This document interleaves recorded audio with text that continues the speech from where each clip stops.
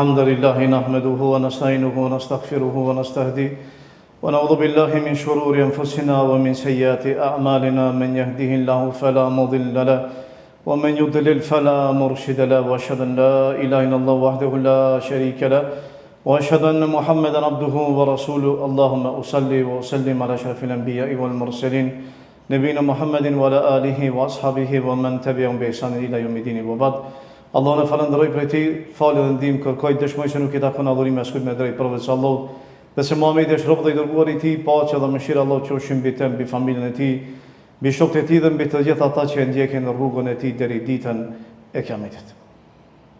Abdullah ibn Mesudi radhiyallahu anhu transmeton se pejgamberi sa ka thonë, njeriu i fundit i cili do del nga zjarmi i xhenemit dhe i fundit që do të hyjë në xhenet, është një njeri që herë hecën, her bie rrezot, e her nga njëherë e prek zjarri i xhenemit. Ky person është i fundit që del nga zjarri i xhenemit. Niset për xhenetin e Allahut azza wa jalla dhe pejgamberi e përshkruan daljen e tij dhe ecjen e tij drejt rrugës Allahut, drejt rrugës xhenetit të Allahut azza wa jalla.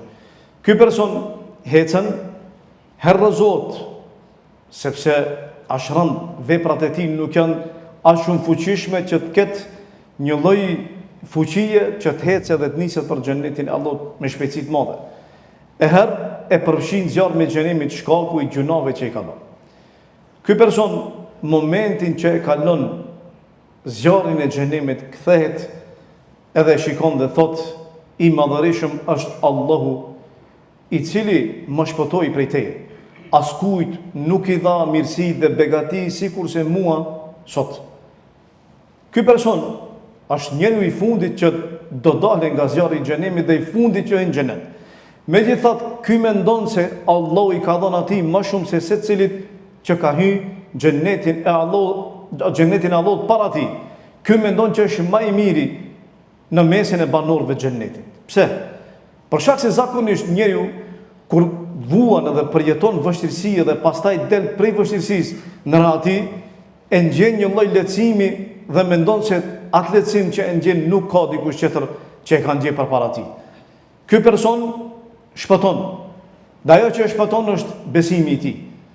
Gjunohe ka pas, është fut xhenem, është pastru dhe pastaj prej xhenemit do futet xhenetin e Allahut azza wa jalla.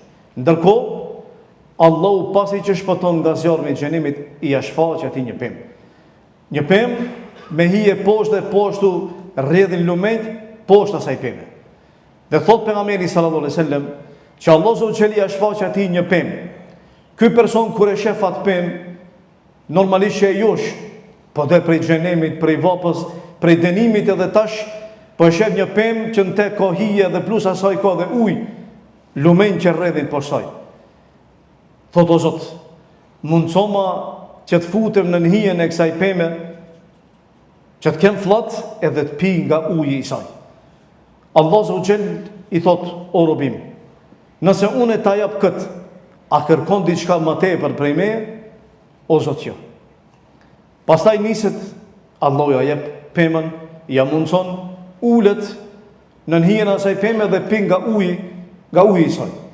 Pas një kohë Allahu ja shfaq një pemë tjetër më të bukur se sa pemën e parë. Kur e sheh e josh, edhe thot, o Zot, mundsoma që të shkoj në hijen e kësaj peme edhe të shfrytëzoj ujin e saj. Allahu i thot, po ti a nuk ma dhove besën se nuk kërkon diçka tjetër përveç asaj peme të parë. Allahu e arsyetoi sepse nuk kishte mundësi të i reziston asaj peme që e pa ky rob i biri i Ademit me sytë e tij. Allahu azza wa jall ja jep. Mirë po para asaj, i biri Ademit, ose ky burr, i premton Allahut azza wa jalla se nuk kërkon diçka më tepër prej Allahut. Më vonë, pas asaj, i shfaqet një pemë te dera e xhenetit. Kur e shef, pemë më e bukur se këto dy pemë tjera që i ka po, do thot marrët, edhe që i ka përjetu, do thot ato të mirat e ato pemë. Edhe kërkon prej Allahut azza wa jalla, kur i dëgjon zërat e banorëve të xhenetit, thot, o Zot, mundsoma që ta shfrytëzoj këtë pemë. Kur shkon, i dëgjon zërat e banorëve të xhennetit edhe thot: o Zot, mundsoma që të hyjnë në xhennetin e Allahut azza wa jall. Ky rob e thej premtimin e tij 2 herë, 3 herë. E Allahu azza wa jall i thot: por çfarë të ngop ty, o bir i Ademit, çfarë të ngop? Herën e parë kërkove, ta plotësova. Herën e dytë kërkove, sërish ta plotësova. Herën e tretë tash sërish kërkove, sërish ta plotësova. A dëshiron që të jap sa begatit edhe mirësit e krejt dunjos edhe të ngjashme me te? Atëherë thot: o Zot, po tallesh me mu? E ti e Zot i botëve? Abdullah ibn Mesudi, transmetuesi i këtij hadithi, filloi për me u qesh. Edhe sahabët që ishin prezente pyetën, i thanë: pse po qesh o Abdullah ibn Mesud? Ta po qeshin nga se pejgamberi Allahut azza wa jall pa qesh. Edhe sahabët e pyetën pejgamberin Allahut dhe i thanë: ja Rasulullah, pse po qesh? Pejgamberi Allahut tha: po qeshin nga e qeshura e Allahut, sepse robi i tij tha: po tallesh me mua, e ti e Zoti i botëve. E Allahu azza wa jall atëherë i tha robit vet: unë nuk tallem me ty, nuk po tallem me ty, po unë veproj çfarë të dua. Ky burr, kur e pa xhennetin e Allahut, s'pat mundësi që të reziston dot asaj pamje, edhe u josh normalisht sikur se prej neve sot në dunjë, nëse e bën një lloj krahasimi, kur e shef një të mirë, një mirësi, një dhunti prej anës Allahut azza wa jall, çfarë ndodh? Secili prej neve dëshiron që ta posedon atë. Nëse është në halal, atëherë të mundsohet pak më lehtë për me shku dhe për me shijuat. Nëse është në haram, atëherë është luftë e madhe mes teje dhe mes nefsit. Po në këtë rast ky person më veç ishte pasnis për xhennetin e Allahut. Edhe çështja ishte besatimi i tij që ia dha Allahu azza wa jall. Mirë, po çfarë bëri këtë njeri që të përmallohet për xhennetin e Allahut? Që realisht përmallimi i tij ka qenë shumë i madh dhe joshja e tij ka qenë shumë e madhe që ta thyje besën e tij që ja dha Allahut dhe të kërkoje edhe diçka më tepër. Ajo që e bëri që të kërkoje dhe ta thyje besën e tij ka qenë dhuntia, mirësia e Allahut që e ka po me sytë e tij. S'ka pas mundësi që të reziston dot. Prandaj kërkoi prej anës Allahut që Allahu t'ia mundsoje që ta shijoje atë begati edhe atë mirësi që e shete me sytë e tij. Pse u përmallua realisht ky njeri? Do gjone këtë hadith tjetër që e transmeton që e transmeton El-Mughira ibn Shu'ba. Musa a.s. e pyeti Allahun azza wa jall se cili njeri e ka pozitën më të vogël në xhennetin e Allahut. Njeri i cili ka hyrë në xhennet, mirë po realisht pozita e tij është pozita më e ulët në xhennetin e Allahut. Nuk po flasim për personin që është pozitat më të larta. Më i ulti. E atëherë Musa i interesonte, kishte interes ta dije se çfarë ka realisht, çfarë dhuntie, çfarë shpërblimi do të marrë prej anës Allahut azza wa jall. E pyeti dhe i tha: o Zot, mundsoma ta di se njeriu i cili do të jetë në xhennetin e Allahut dhe pozitën e tij është më ulët, cila është ajo? Atëherë Allahu azza wa jall i tregoi atij se pasi që banorët e xhennetit të hyjnë në xhennet, atëherë do t'i thuhet këtij personi hyn në xhennetin e Allahut. Ky person pasi që hyn në xhennetin e Allahut, i shef njerëzit që janë ulur, se i kanë marrë vendet e tyre dhe atë që e kanë merituar prej shpërblimeve që i kanë bën dunjë. Dhe pastaj pasi që e sheh, mendon se nuk ka më vend për ta. Xheneti i Allahut është i madh. Nuk është sikur se kjo dunjë. Xheneti i Allahut është shumë i madh. I thot: o Zot, njerëzit i pas kanë marrë pozitat e tyre dhe i pas kanë marrë gjithë ato që i meritojnë. Ku të shkoj unë? Atëherë Allahu azza wa jall i tha: a dëshiron që të kesh pushtet edhe të mirësi edhe dhunti, sikurse një mbret prej mbretërve të dunjos? I tha: po o Zot, jam i kënaqur me aq. Një mbret, ne nuk po flasim për një mbret i cili ka vetëm një pallat. Na po flasim për një mbret i cili ka pushtet. Pushteti i tij e përfshin çdo cep dunjos edhe të botës. Do thot pasuri ose do thot begati, dhunti, çumta. E i thot: po Zot. Atëherë Allahu azza wa jall i thot atij: aq do kesh. Po edhe një fish më shumë. Edhe një fish më shumë, edhe një herë më shumë, edhe një herë 50 herë. Thot: o Zot, unë jam i kënaqur. Atëherë Allahu azza wa jall i thot: kjo do të jetë për ty shtoja edhe 10 fish më shumë se sa kjo. Dhe pastaj tha Allahu azza wa jall i tha ti: edhe çfarë do ti, çfarë të ka qejfi ty dhe ëndja ty, ajo do të jetë jotja. Do thot çfarë dëshiron ti, çfarë çon ndërmend ty, dhe çfarë diçka që e ke dëshiru gjatë jetës tënde, dhe s'ke pos mundësi për me posedu, gjitha i ke ato. Paramendo ti tash 10 fish se sa një mbretëri e një mbreti që e ka posën krejt dunjën. Ky person, kur e shef se çfarë shpërblimi, pa dyshim që gëzohet. E Musa i thot, mirë o Zot, pasi që ky po e merr ka këtë shpërblim, xhenetin e Allahut, po si është gjendja e atij që është pozitën më të lartë, çfarë merr ky njeri? Musa ishte pejgamberi i Allahut azza wa jall, shpresonte që të fitojë diçka shumë më shumë se sa ky njeri, se ky e kishte pozitën më të ulët, pejgamberi i Allahut e kanë pozitën më të lartë. E atëra Allah azza wa jall i tha Musa alayhis salam, tha ata vet i kanë përzgjedhur, janë njerëz të zgjedhur prej anës Allahut azza wa jall, dhe me dorën time i kanë nderuar e i kanë respektuar. Janë njerëzit e veçantë që Allah azza wa jall i ka veçuar shkaku i veprimeve tyre në dunjë, sepse normalisht secili prej neve dallon, nuk ka mundësi me qenë barabartë. Me besim po në aspektin e jashtëm, mirë po megjithatë te Allah azza wa jall me vepra secili prej neve dallon. Prandaj edhe xheneti është shumë gratë. E Allah thot ata i kam zgjidh vet, dhe ata i kam siguru dhe i kam nderu me dorën time, dhe ata do të kenë nga begatit e mia që syri i tyre asnjë nuk ka pa, dhe veshji i tyre asnjëherë diçka tillë nuk ka dëgju, dhe mendja e tyre asnjëherë nuk ka pas mundësi ta paramendon. Paramendoni tash. Ka mundësi që gjërat e dunjos përputhen me gjërat e ahiretit vetëm se në emërtime. Mirë po, në realitet s'ka mundësi me qenë njëjta. Xheneti i Allahut është i tillë që ndoshta emërtimi është i njëjtë, sikurse me çështjet e dunjos, frutat, ushqimet e shumë gjëra, po megjithatë mbetet vetëm se në emërtim, kurse realisht krahasimi real nuk ka mundësi që të bëjë.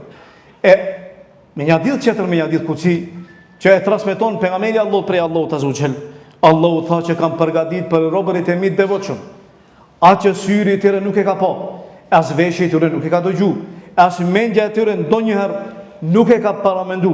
Pejgamberi Allahut azza wa jall pastaj e lexoi ajetin fela ta'lamu nafsun ma ukhfiya lahum min qurrati a'yun, fa nuk ka mundësi ata ta kishin paramendu se çfarë ka në xhenetin e Allahut. S'ka mundësi.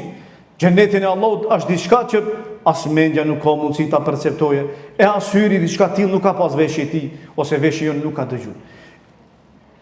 Këto përmandime që Allah azza wa jall i përshkruan librin e tij, janë thjesht joshe për secilin prej neve që ta joshe për xhenetin e Allahut azza wa jall. Dikush thot po mira, ka nevojë që Allah ta joshe robin e tij, pa nuk i beson atij, po, edhe sikur mos e pas bëjt asnjë gjë, që e përshkruan xhenetin e Allahut azza wa jall, padyshim që besimtari i beson, edhe nuk ka asnjë lloj diskutimi rreth asaj se ai kishte për me vepru dhe për me punu, pavarësisht asaj se a do përshkruaj diçka apo jo. Mirë po, megjithatë, Allah azza wa jall e njeh krijesën e tij, dhe Allah për këtë arsye ka zbrit shumë ajete ku e përshkruan xhenetin e Allahut. E këto përshkrime janë joshe për besimtarin që me qëllim të shtohet bindja e tij, të punojë edhe më tepër, po edhe që ndroje kur ka vështirësi. Se normalisht provat e dunjos nuk janë të lehta. Ato kanë nevojë për sabër, kanë nevojë për përkushtim, edhe kanë nevojë që besimtari në ato momente ta lidhë zemrën e tij me Allahun azza wa jall, mos ta ankohet, që të kënaqur me caktimin e Allahut, me caktimin e Allahut, dhe të mbështetet Allahut plotësisht. E këto gjëra, këto imazhe, këto përshkrime që Allah azza wa jall i përshkruan padyshim që i ndihmojnë në këtë aspekt. Allah azza wa jall thot: "Mathalul jannati allati wa'ida al-muttaqun." Tha ja, ky është xheneti i Allahut. Kjo është një prej përshkrimeve të xhenetit të Allahut që Allah i premtoi për robërit e tij. Fiha anharu min ma'in ghayri asinin, atë do të ketë lumenj të cilët nuk janë njëjtë, ka lumenj ndryshëm. Ka lumenj të cilët ujin e kanë pandotur, ujë i çiltër, që ndonjëherë syri njëri nuk ka pas mundësi ta shohë atë ujë. Wa anharu min labanin lam yataghayyar ta'muhu, dhe poshtë do të ketë lumenj që janë nga qumshti që nuk i ndryshohet shija. Lumenj nga qumshti që nuk i ndryshohet shija.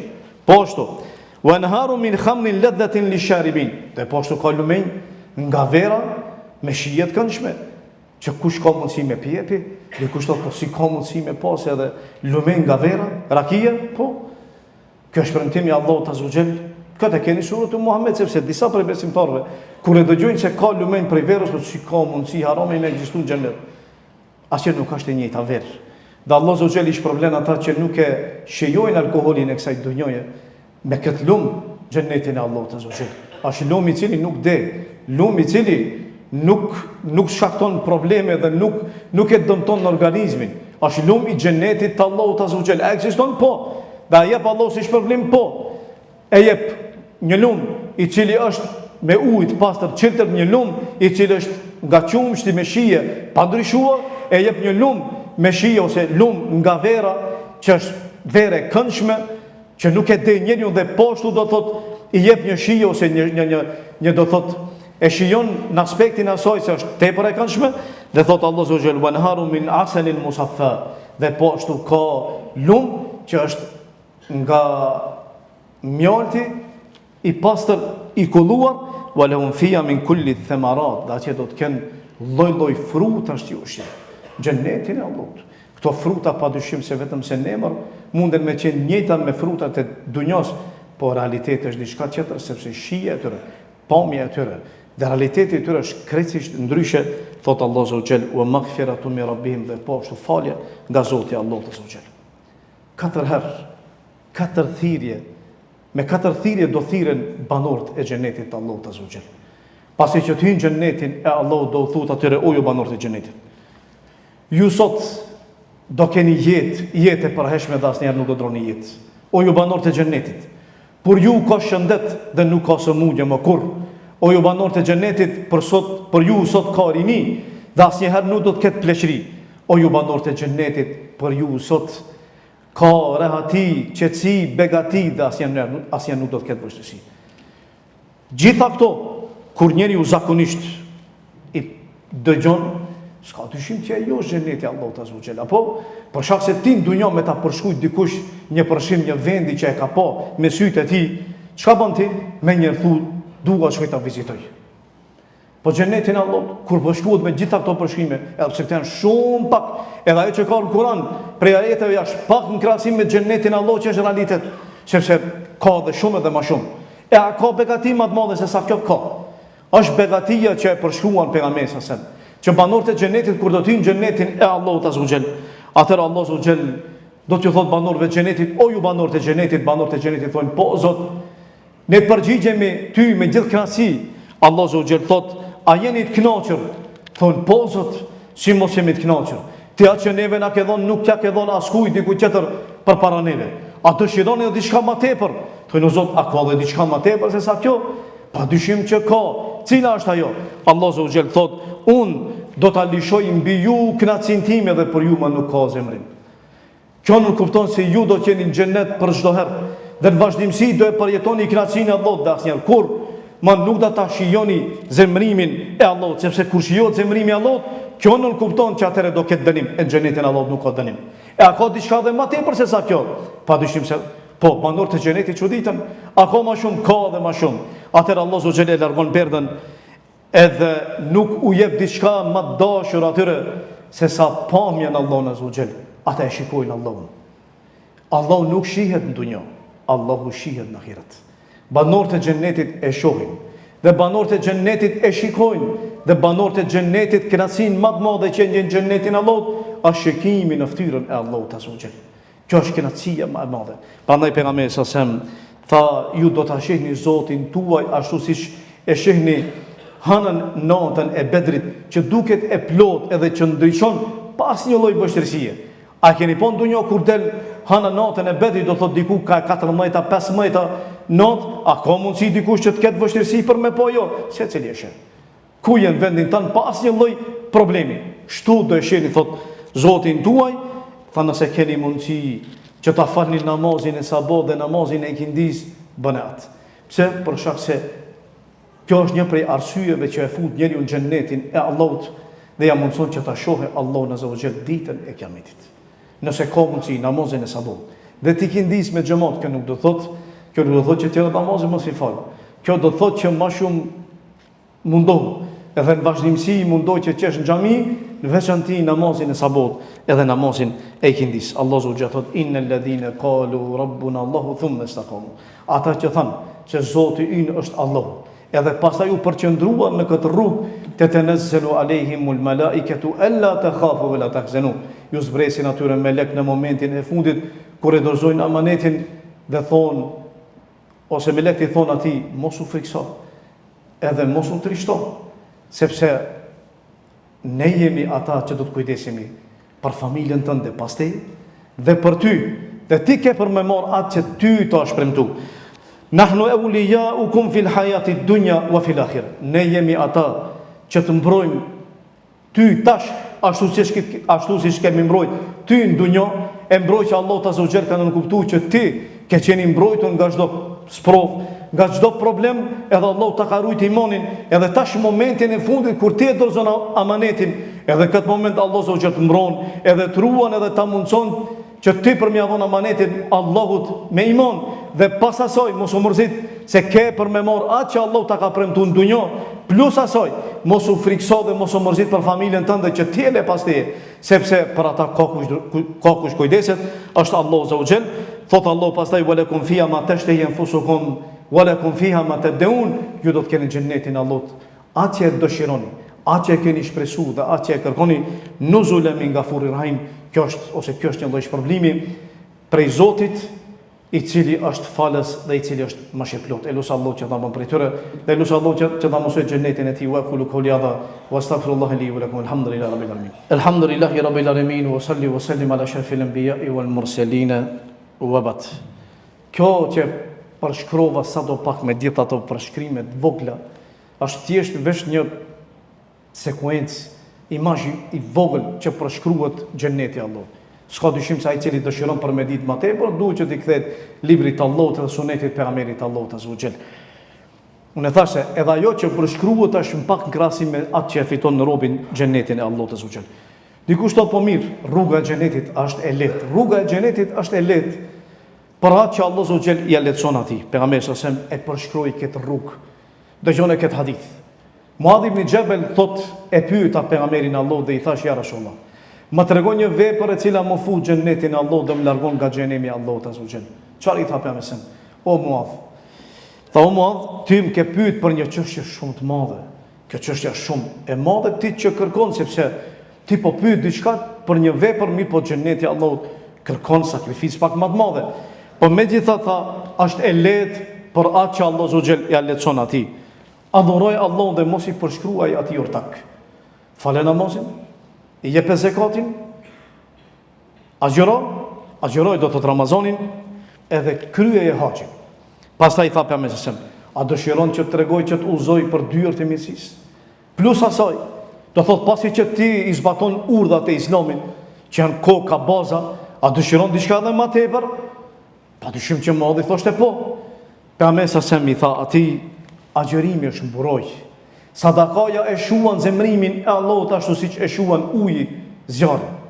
Dhe pastaj pejgamberi tha edhe namazi i burrit që e fal natën. 3. E para, agjërim nafile, sa më shumë, sadaka, edhe e treta namaznate, gjitha këto janë vullnetare.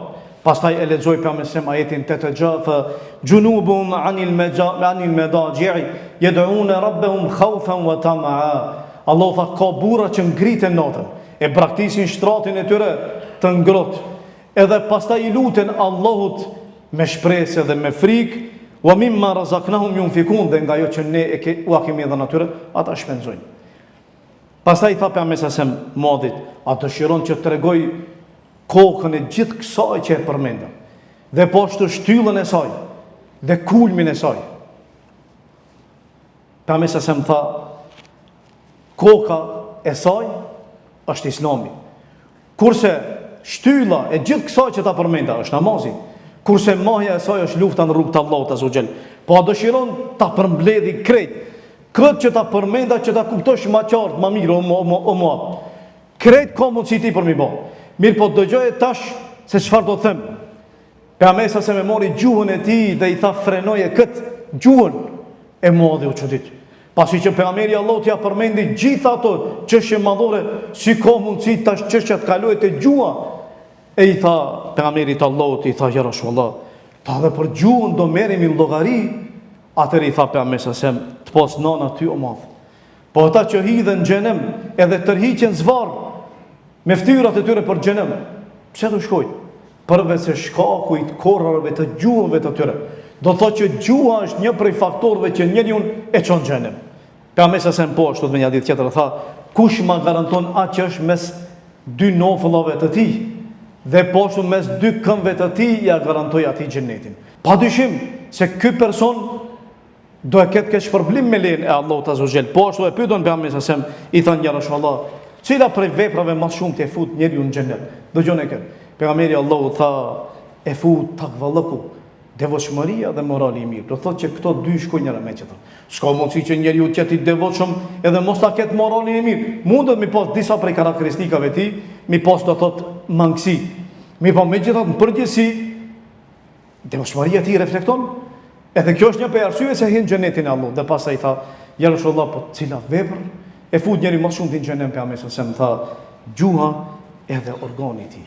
Kjo është rruga më e afërt që çon për xhenetin e Allahut. Këto tri, zbatimi i urdhave të Allahut që në kupton detyrimeve të tij, vazhdimësia në nafile, edhe përmbajtja dhe qëndrueshmëria e gjuhës. Kush e do xhenetin e Allahut?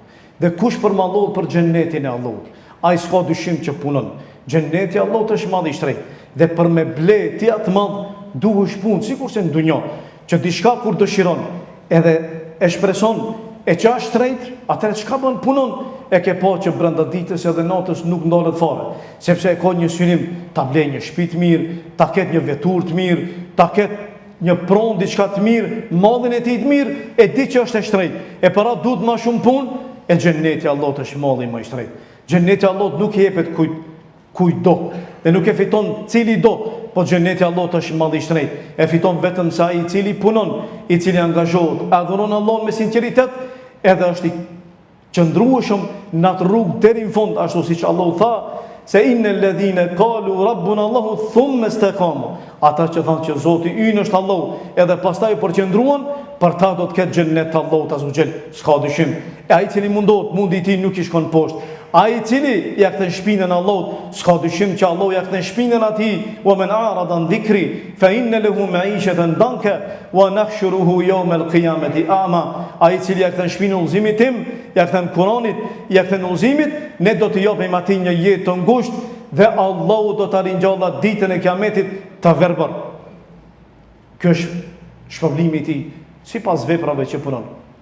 Ky rregull është rregull në fe. Sipas veprave shpërblesh. Ashtu si punon, ashtu të shpërblesh me lejen e Allahut. Ai i cili do xhenetin e Allahut, ai përmallohet për të. E kur lexon edhe kur dëgjon, përmallimi i tij shtohet sikurse përmallimi i atij që e përmendëm më herët, që është përmend hadith, që i ka pa gjithë ato përshkrime dhe s'ka pas mundësi që të rezistojë dot. Andaj elus Allahun, që Allah zotë ta mundsoje që këmbët e tona të ecin rrugës xhenetit. Dhe elus Allahun, që Allah ta mundsoje që këmbët e tona mos lëkunden prej kësaj rruge. Dhe elus Allahun që ta mundsoje ta fitojmë xhenetin e tij. E s'ka dyshim që xheneti i Allahut fitohet me mëshirën e Allahut, jo me veprat e tona, sepse veprat e tona janë shumë pak krahasim asaj që është në xhenetin e Allahut, po mëshira e Allahut është e madhe. Andaj shpresojmë që Allahu na mëshirojë dhe të na falë, dhe të na fusë në xhenetin e tij me gjithë familjarët e tonë, me gjithë prindërit tonë, fëmijët tonë dhe me gjithë muslimanët. Wa aqulu qawli hadha wa astaghfirullaha li wa lakum walhamdulillahi rabbil alamin wa aqimus salat.